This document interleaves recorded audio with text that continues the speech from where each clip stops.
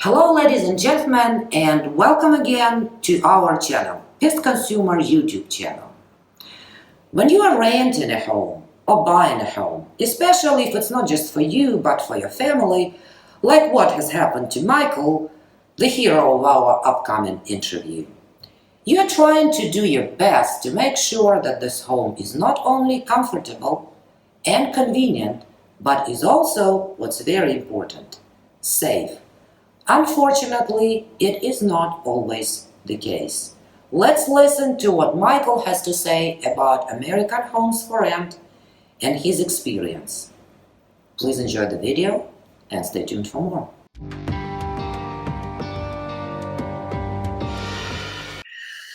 Okay. The first red flag came when I came to see the house.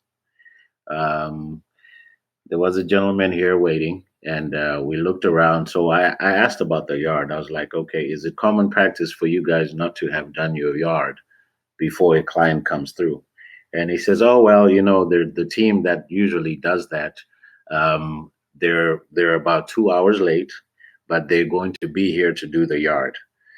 I said, okay. He says, actually, I just got off the phone with them. They're definitely going to be here this afternoon.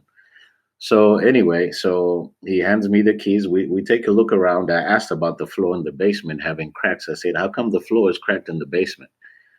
He says, oh, we had a little malfunction of the sump pump, and the floor flooded just one time and it cracked, but it's been taken care of. As you can see, there's epoxy on the walls and stuff like that. I said, okay, not a problem. The rest of the house looked fairly decent. Um, I didn't get to do a very thorough inspection, like flush every toilet because I figured I was dealing with a professional company. So to me, just general kind of cleanliness, seemed okay. So I signed off and I got my keys and I left and I picked up my family and we moved in, I think, a couple of days later from Michigan. Of course, the very first thing that I saw was the grass had not been cut. So I called the gentleman that's responsible for that. I said, hey, when you gave me the keys the other day, you said the grass would be cut that day. It was scheduled. So he says, oh, yeah, that is what I said at that time. But as soon as I hand you the keys, it becomes your responsibility. So I was like, okay, all right, this is off to a great start, isn't it? Because they obviously used that loophole. So I couldn't argue it. Said, okay, not a problem. So I had my stuff moved in. We had a crew of people move our furniture in, set up everything. The very next day, I find out that the toilet downstairs, the water is not on. And so basically, I go down below where you turn the toilet water on, and I turned that spigot on, and it begins to work. But then when I went upstairs now to the bathroom upstairs, that's directly above it, I saw water started to gather on the floor of the bathroom. And so that was like a red flag to me. I'm trying to figure out, like, okay, where is this water coming from? And so that was the first time I called them. And they came out. And basically, what they did is they said there was a leak. This one was closed downstairs. The water had been closed downstairs toilet because there was a leak inside the wall.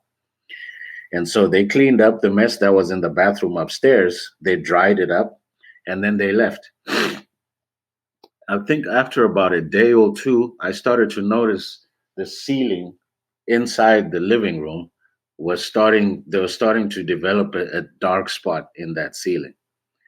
So I called them back again. I said, hey, there's something obviously wrong here. This ceiling was painted when we came here, and I can see a dark spot starting to develop.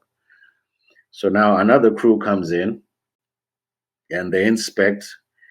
And same thing. They said, okay, we're going to schedule to come back at a certain day. We call them the next day. They still and they're very rude. This it's I guess it's a couple. I don't know how they do business over there. But I got very pissed because I'm like, okay, look, I have a kid. I have a 3-year-old son. My son is autistic at that. So he can't tell me what's wrong. If mold develops up there and he starts getting sick, there's going to be a problem. So finally, they came in and they went into one of the upstairs bedrooms and they cut a hole and they passed they patched the pipe that had a leak in it.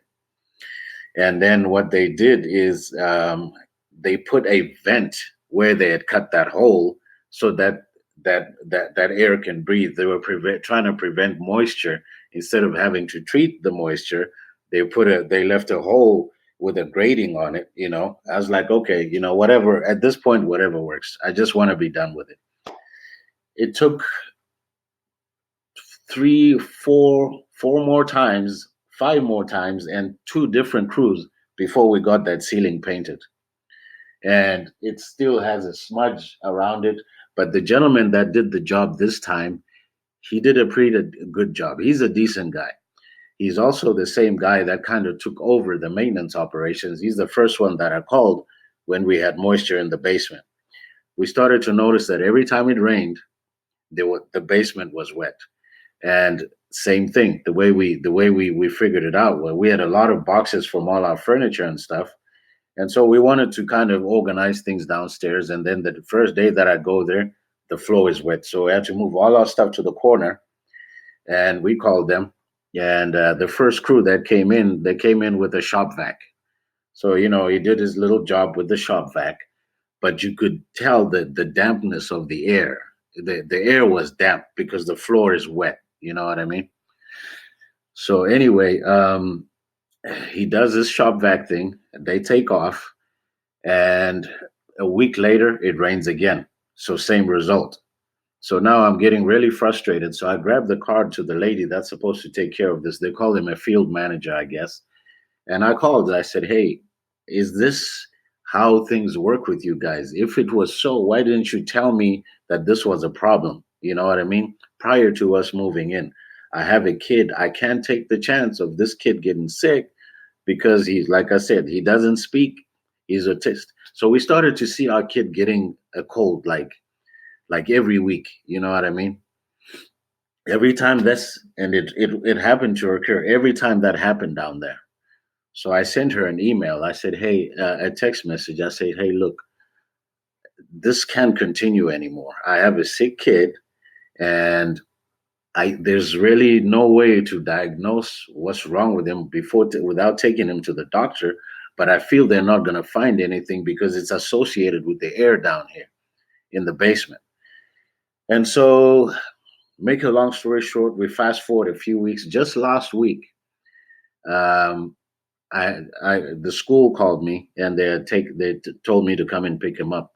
He would be having fevers and stuff like that as soon as he left school. So we brought him home last week, and we're paying for daycare, and he's not even going because he's sick all the time. So Roberts, the guy that's taken over there, he brought this unit that's supposed to deep dry, a heavy duty fan, and a unit that's supposed to absorb all the moisture, because it got so bad that even the doors, there was so much, you could tell there's moisture in the house because the doors wouldn't close properly. The wood was getting inundated with moisture. Yeah. And so basically, I I asked him. I said, "Hey, can you look into this air thing? I have a feeling that we're just sucking in bad air from outside. It's not getting filtered. Where are the filters? So I can change the filters because my kid, as soon as we walk upstairs to go to bed, he's sick. His nose starts to get plugged up, and then he has a miserable night sleeping. So he went to look, and the filter is down there. The filter is small by like 2 by 4 inches.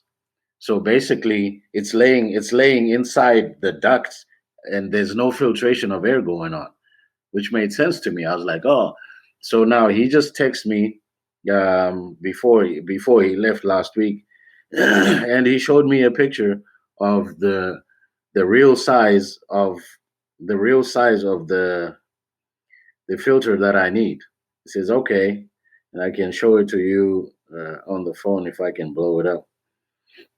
But anyway, yeah, he goes, so that's the size of the filter that you really need. The other one is too small. And he says the other thing is what you need to do is you need to buy your kid a HEPA filter. I said, why do I need a HEPA filter for? He says, being that the air in that basement is as bad as it is, as soon as you walk down there, like you can just smell because the concrete is inundated with water. You can dry it all you want, but until summertime comes, maybe, I mean, real summer, and this is summer right now, but with no rain. If it doesn't rain for maybe 3 weeks, maybe it'll dry. I don't know, but it smells damp. You know what I'm saying? So anyway, that's the water issue. So that's where we're at. So I have to buy a filter in order to filter the air, because right now that unit just sucks in air from there, and the concrete is wet, and that's where we get these things. So last night I did an experiment for myself. I blocked it off so that it doesn't suck in air from down there at all. And he slept perfectly fine. He didn't wake up, not even one time. So this is 2 weeks, going on 2 weeks. So I spent $400 paying for daycare, and my kid can't even go to school. It gets so bad. His nose is plugged. He's not eating. So as a concerned parent now, you start to get a little bit pissed off. And when was it? A month and a half ago, same thing happens. The air is not working. So I give them a call. I think I gave them a call on a Wednesday. Hey, the air is not working. Luckily that day the temperature was a little bit tolerable. It was in the low 80s, maybe 82 also. Wednesday comes, Thursday comes, and I think Friday a guy scheduled that he came out and he looked at the unit. I know a little bit about electronics. I'm an engineer myself, so I could tell the board was burned. So I tell them the symptoms over the phone. I said, "Hey, the board is burned." He says, "Oh, I don't see how a board could be burned." So I said, "Well, I don't know what to tell you. The board is burned." So anyway, he sends this guy out, and this guy tries to do some things, but it doesn't work. So basically, they said, "Hey, we need parts," and I'm not blaming the company that's scheduling the job. That's not their fault. But I think the parts came in on this was a Friday or Saturday. The parts came in on Tuesday, I think. So for 5 days, temperatures were hitting like 96 inside the house. So we rented a hotel for a couple of those days because, like I said, I have a kid. I can't. And if this, it's an upstairs building. So if it's 90 degrees here, it's at least 96 up there. You know what I mean? So anyway, we recorded everything, all the pictures. We took the pictures of the temp and everything. But that's kind of like what we're dealing with now with these people. It's like we've had what, like eight or nine maintenance calls. We've only been here for like 4 or 5 months, and but with like this now starting to affect my kid, that means now I have to spend another 150 to put a HEPA filter in my kid's room. And when I put him in that room, I have to make sure all the other rooms are insulated so that the bad air doesn't get there, because we know now what's doing it. You know what I'm saying? I just I'm at a loss. You can't put it into words how it affects a parent. So like I would get pissed off, and I'll call them and I'll say, hey, your house is cool, right? Is it not? She says, yeah. I said, okay, well, mine isn't. Why am I paying? I pay 1650 here. You know what I'm saying? I'm never late on my rent. I pay all my bills. So there's no reason that I should be living in this kind of condition with my kids sick all the time. I wish I could show you like videos of that we take, it's very simple. We know where the water is coming from. Why can't they just fix it? And I asked Robert there, well, his name is Jeff, great guy, man, fantastic gentleman. I said, why can't they fix this? He says, because every time I give them a quote, they say they can't afford to fix it. So basically, their solution is every time it rains, we can call and you send him, but it's affecting my child in the process, and it's costing us money. One, they need to plug in their equipment. Sometimes it takes 2 days to get it completely dry down there.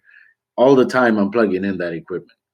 You know what I'm saying? And nobody's compensating me for that. Like the latest guy, he's helped us out a lot because he has the right equipment to actually dry that. Even though it takes a couple of days, he has the right equipment to dry it. But it's like the other ones, they'll just shop vac it. You can clearly see, if I were, you can clearly see precisely where that water gathers. There's a dark spot there that never goes away. And you know that concrete, when that water is sitting there, You can just see little air holes, little air bubbles inside the. That means the water is just going into the concrete, and it's going to stay damp for a long time. You know, you get mold, or I don't know what it is, ozone buildup. I don't know, but why isn't it addressed? It's not like they've epoxied the floor, but there's windows that are there. One of those windows, I don't know what's wrong with the design. There's two windows. One of those windows is where that water comes in. There's a catchment from outside. I don't know what kind of who designed this, but there's a catchment outside, and then the window is right here. So obviously that water is falling there, gathering, and then it falls underneath. They can caulk it. They can at least try to do something to seal it against what's happening. There's a crack by that window. And here's the messed up part. I have a friend that lives two houses down from here. Same design, basement and everything. Same issues, cracks. Only they bought their house, so after you buy it, I can almost imagine they really can't afford to have somebody come and look at it every time. You know what I mean? They have kids too, but there's a crack in the same place on the same window. Whoever designed these homes, yes. Is there any way you can get out of the rent contract and find something else for you? Here's the thing that I'm thinking about. I've contemplated it, and I'm thinking to myself, where do I even start? Where do I even start? Who do I talk to? How can I, you know what I'm saying? You have a great point, but I'm thinking to myself, okay, we're in the middle of our lease, I think, right now. Well, we have about a month or so. I think we moved here in April, May, June. So we still got a long time on that lease, you know. But I will tell you this, if there was somebody that I can talk to that I could free and clear just walk out of this place, negating the lease, that would be the thing for me to do. And so right now I'm in between contracts. As soon as I get my contract in Columbus, I'm going to look for a house for my family there. But here it's appropriate. We've developed from some friends across the way that have kids similar age. And I just can't, the trauma on my family, I just can't keep, and it's costly. I paid $3,500 for a company to move my family here from Michigan, basically to pick up all our furniture and to come and set it here for us because it's backbreaking work. It's just me, my wife, and our 3-year old. So I didn't want to be doing, he needs attention. I didn't want to be the one doing all the heavy work and breaking my back. So who was going to account for that money? I have receipts for it, and I have the name of the company that moved us. So it wasn't like we just up to brought a rented $100 truck to move our stuff here and then spend 2 days doing it. No, they moved us here and they came in 2 hours, 3 hours. They had set our furniture where we wanted and they were gone. So I would be looking to get that money back if I'm going to break this lease because I'm not going to lose $3,500 to stay here for 4 months just so I can go rent somewhere else. You know what I mean? Have they even showed any compassion? No. Oh no, no, zero. Oh, zero, zero, zero compassion. No phone calls, no nothing. So that means there's hardly any traceability. I'm lucky that I've established a rapport with the latest guy that we're dealing with, the Jeff guy. That guy, he gave me his personal number. He said, "Hey, I understand your situation." He knows my son, he sees him running around. So when he's in between calls and I need something, he will come in and help me out. If it wasn't for him, I don't know where it would be right now. This would be worse than ever. You know what I'm saying? But we're still in the same situation. I don't know. Yeah. Is there any particular reason when you were moving here from Michigan that you chose American Homes for Rent? Like, was it recommended? Did you find it online? What's the story here? I found it online, and I did that simply because by the time I moved my family here, I was working on a project. I do engineering work for a pharmaceutical company over in Wilmington. So I really don't have the time to be on the phone and do. And I tried to have my wife like schedule, visits to other homes and stuff like that. So and after that would mean the project is coming to fruition. So I'd work long hours. So it was convenient for me not to be able. I couldn't visit too many places after work. because half the time I wouldn't even be off of work at that time. So I figured, okay, if we can just deal with one company, and this one company can do it all, process the paperwork, you sign your paperwork online, and you just go and visit the homes that they recommend. That's it. That was very simple. So I wanted simplicity. I wanted help. And as far as you're paying an agency a certain amount of money, I was like, okay, their rents are a little bit stiff, but I can afford it for the convenience, because I thought it was a professional outfit. I made a mistake not checking reviews on them and stuff, but from doing the paperwork, they seemed very accessible. But the minute that deal was consumed, that accessibility was gone. It's like you don't know who to talk to. Who do you talk to? There, you refer to this person, then you refer to this person, and then finally you just refer to an 800 number that deals with the maintenance. Those people don't know the urgency of your calls and what has happened thus far to that point. I talked to one lady when our AC went out, and she told me we can't get you and we can't get anybody out there until after 7 days. I said, you might be sitting behind a phone on a desk, but do you know it's 96 degrees here right now? You know what I mean? And I have a kid. Those are the days we went and rented a hotel room. So stuff is starting to accumulate now from the $400 I'm paying to childcare, and my kid can't go to school. You know what I mean? To renting hotel rooms and stuff. The inconvenience is just mounting to his sickness. The medication we gotta buy. It's frustrating.